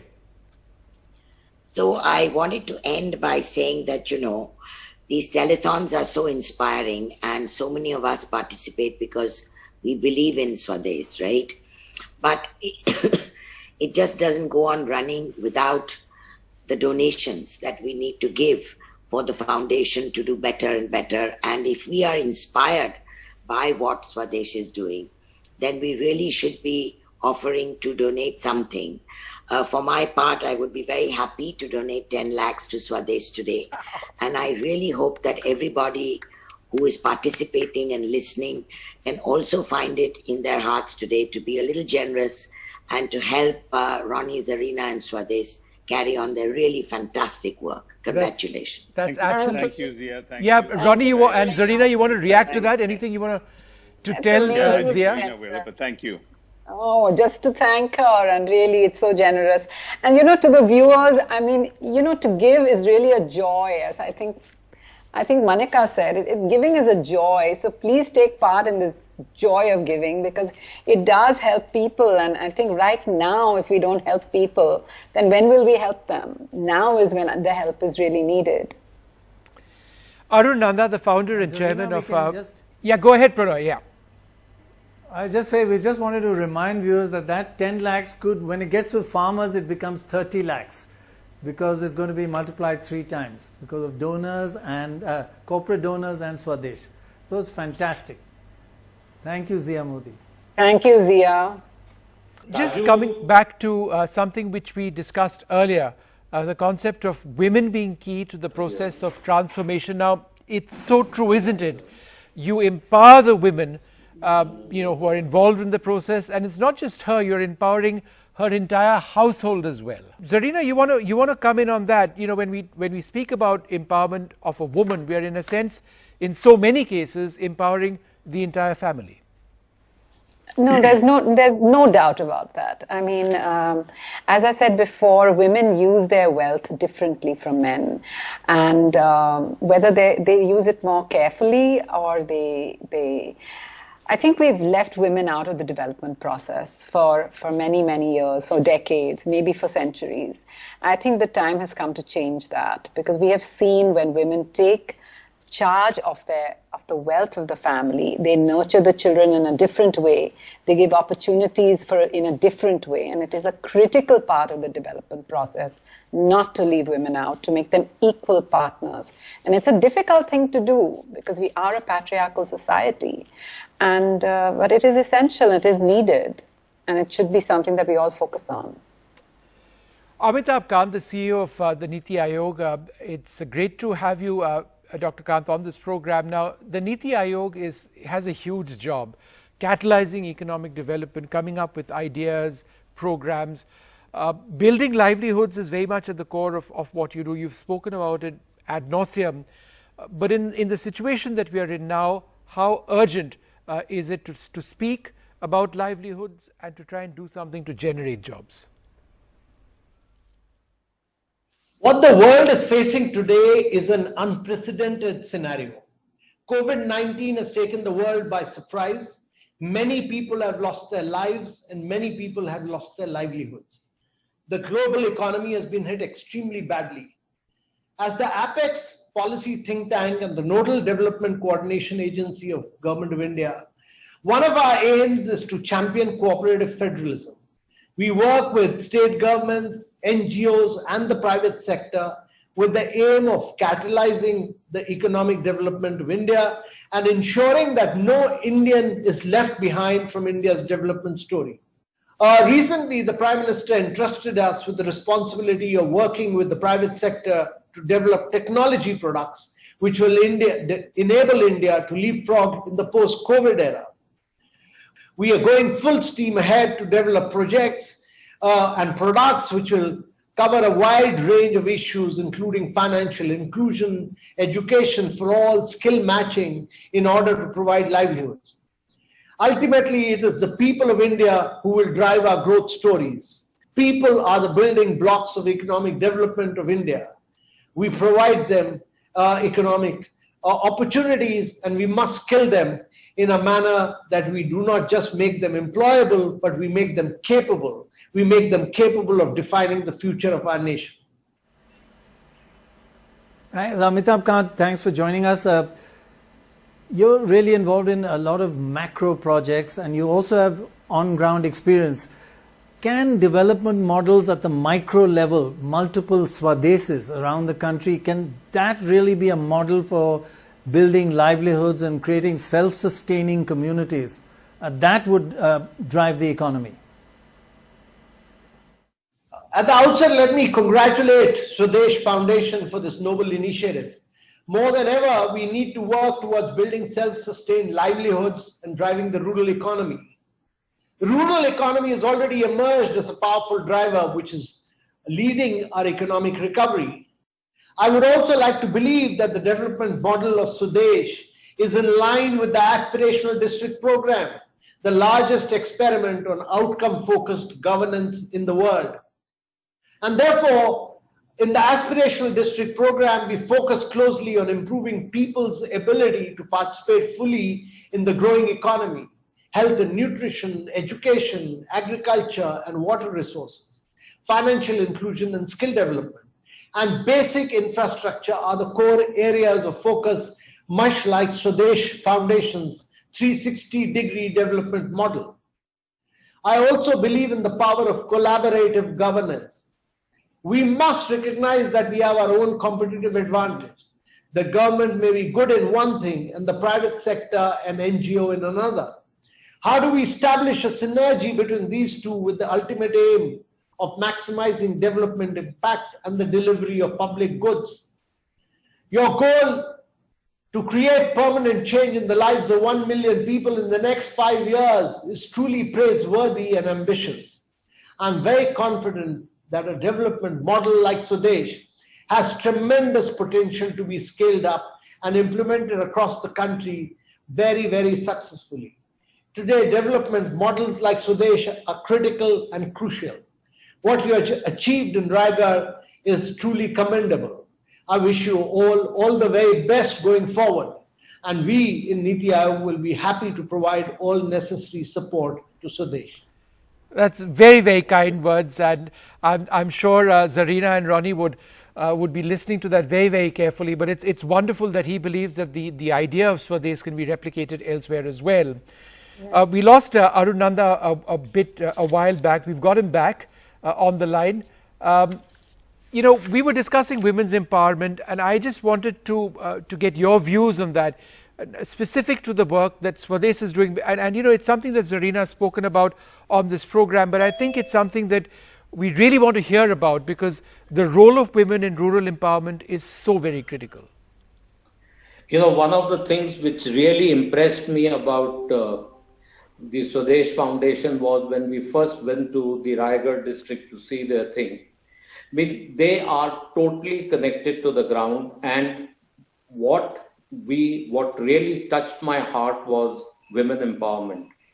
Be it helping them doing conventional things like stitching or art or food products and things like that, but they also took them to doing small mini poultry, growing second vegetables, and that was very nice to see on the ground. Even in the area of education, you know, for supporting girl child from the beginning and improving the quality of education, the little libraries in schools, these are things which matter and will change the economic prosperity of the people living in those areas.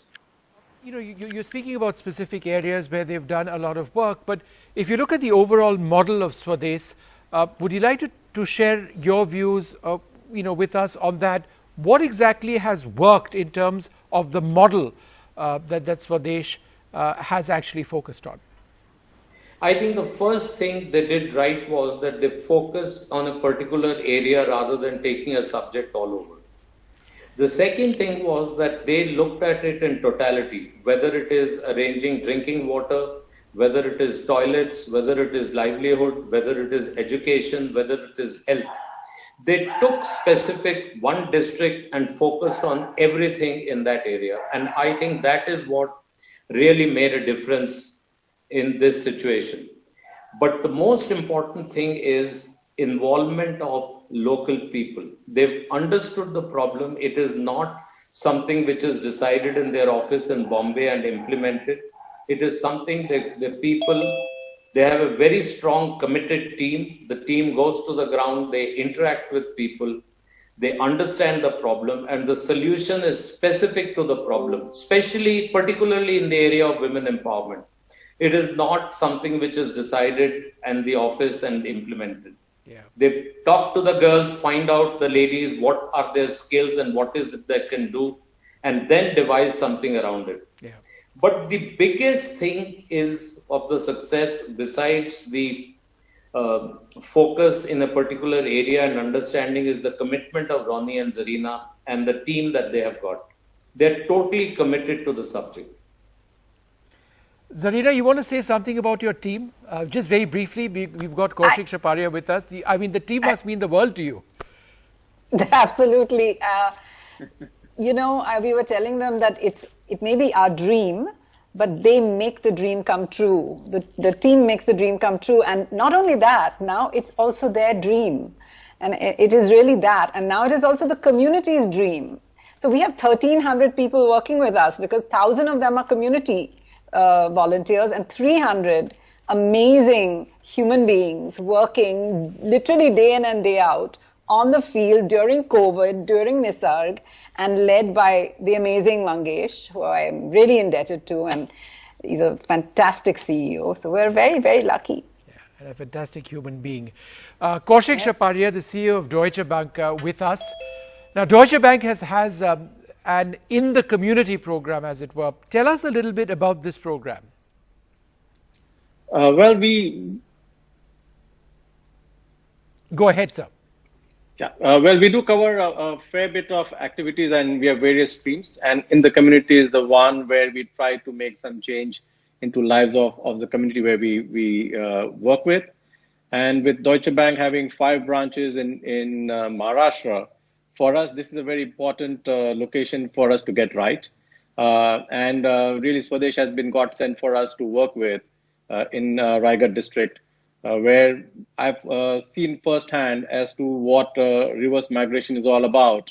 Last year, just before COVID happened, we had some of the beneficiaries of parties we work with came across and explained what changes Swadesh has made to their lives. We work with them on drinking water, irrigation, orchard plantation, and also during COVID, we have partnered on distribution of food packets, ventilators, etc. But the one which really stood out for me was how Swadesh has helped people move back from large cities where they do pretty menial job of watchmen earning 10,000-15,000 rupees to having a much better livelihood back in the village by providing them employment of their own, self-employed, get their own land, grow their own stuff with good irrigation practices which others copy thereafter. So really very proud for Deutsche Bank to get associated with NGOs like Swadesh. We work with more than 20 plus NGOs, but this thing which some of the other panelists said before of concentrating on one location and then really doing 360 degrees around that is really very impressive. And really to find city dwellers like Zarina and Ronnie having such a deep knowledge of locations like that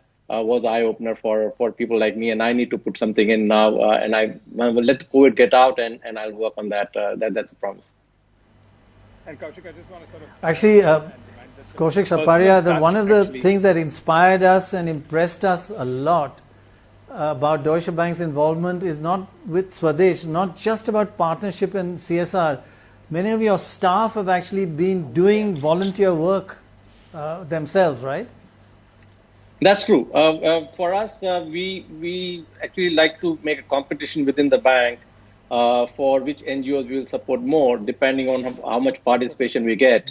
And clearly, Swadesh has got a very large share of our spend, and that's thanks to the kind of work which we are able to do with the community.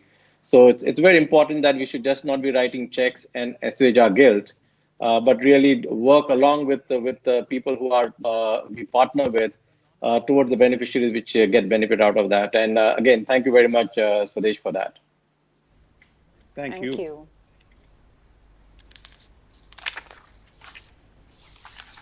One second. Ronnie and Zarina and Vishnu and Nidhi, I think this is one of the most astounding announcements I've ever made in a show. It's coming towards the end of the show. And can you imagine, there is a tech company has just announced support, a contribution of 2.5 crores to the Swadesh Building Livelihoods campaign. 2.5 crores. Isn't that just astounding? Amazing. That's splendid. Get emotional.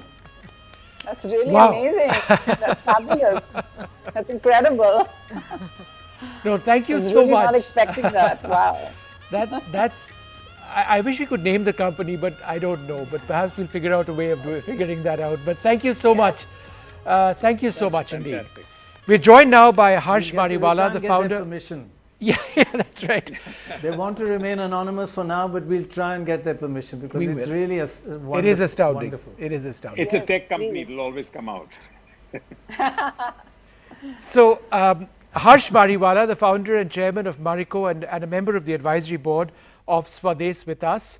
Tell us why for you the Swades approach is something which has really worked on the ground.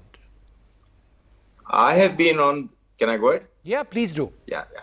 So I have been on board, the advisory board for last, I think, more than 2 years, and I have been attending the meetings which are held once in 6 months. And I am, initially when Ronnie asked me to come on board, I was a bit skeptical because they were trying to do so many things in a community, and I was a little bit unsure whether they will be able to pull it off. But after hearing them over a period of 2 years, I find that they've adopted an approach which is, first of all, building the trust. In any initiative like this, when you are going into rural area, trust is very important. And the local community always feels that who is this outsider coming in from big city of Bombay and how can we trust them? They may have vested interest in working with us. And then there are some other vested interests at the village level or the district level also, which would prevent somebody like Swades to actually be effective there. But I think that trust has been one. To me, that was the biggest step. And post that, they have been able to take initiatives in a far more holistic manner. And this is very, very tough. You know, it is okay to look at education or one part of the value chain or provide livelihoods. But here in this case, they have looked at health, nutrition, education, water, sanitation, as well as economic development. And I think that's all interconnected. And that's what makes this this initiative very, very interesting. And I had also suggested last time to Ronnie that this is something which can be scaled up all over India. You have gone through an experience curve which is invaluable, and you could educate other NGOs, other organizations to actually help them scale up. So all I can say is that they've done wonderful work and they need support. You could support this as a donor. You could also work with Swades in terms of if you want to take it in one of the districts, you want to do it in any part of the country, because they have mastered the system over a period of 3-4 years. And there is a huge learning curve, which is very, very difficult for anybody to implement just like that. So I would just end by saying that they're doing very good work and they need support. So I would say that either you do it directly or do it through, your own NGO, and they will support you in terms of giving you know-how. Harshi, the work speaks of dedication actually. The current focus is of course on reverse migration and the people who have returned to the areas you work in. 90,000 people, we believe. So that's a very large number. Harshji. It is a very large number, and I also feel that the commitment and dedication which Zarina and Ronnie has been showing in this is amazing. They go to these small towns over weekends, spend time with them, interact with the team. So it is just not giving money; it is active involvement, which is making it succeed in this district. So the active monitoring, tracking, involving the advisory board.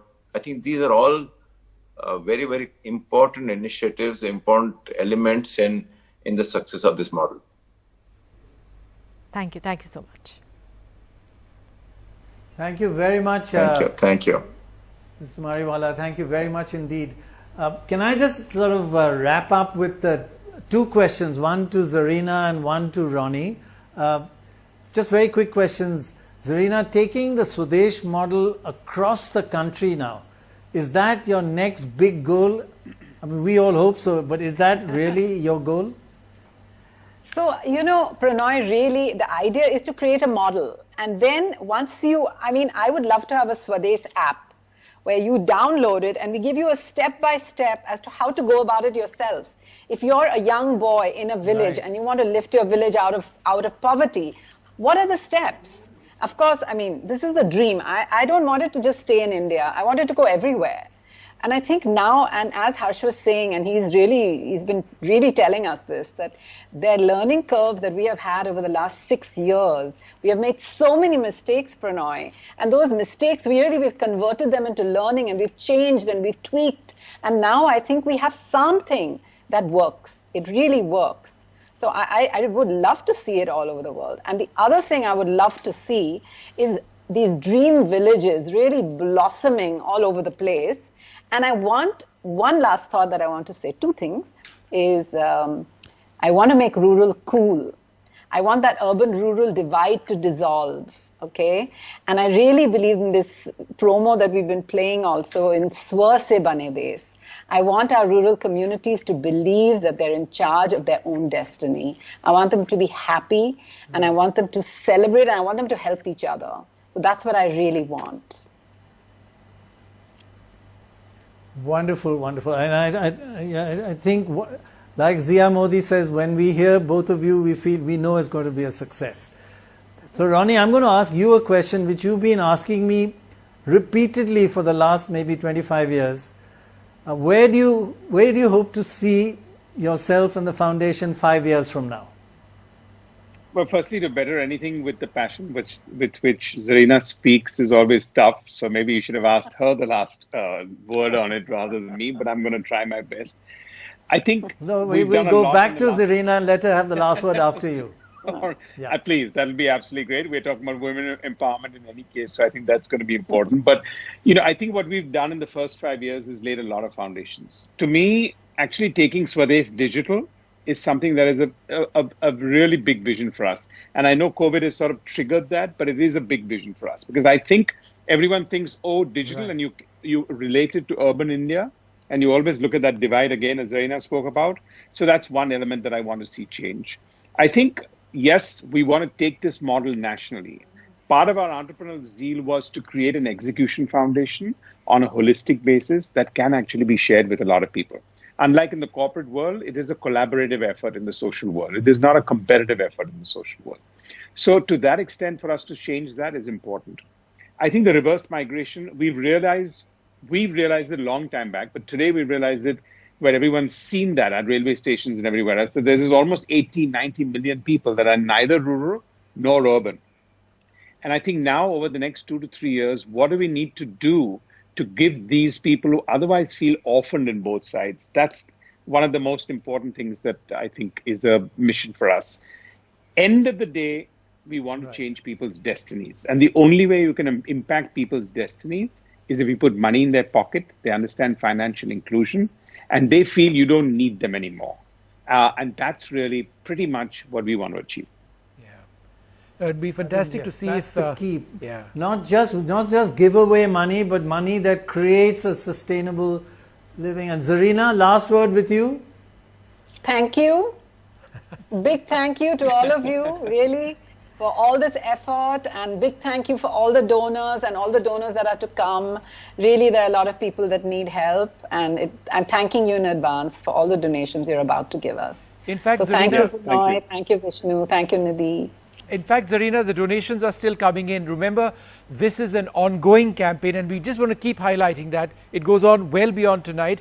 And we'd like to thank Mahindra Holidays and Resorts India Limited for supporting over 150 rural lives. I think it's a fantastic contribution over here. Thank you so much indeed. वाकई में thank you Zarina. Thank you very very much. Thank you. Absolutely, Zarina and Ronnie का बहुत-बहुत धन्यवाद कि आपने हमें एक आत्मनिर्भर मॉडल दिया है जिसको पूरे देश भर में अपनाया जा सकता है. Thank you. Thank you. Thank you so much. Thank you.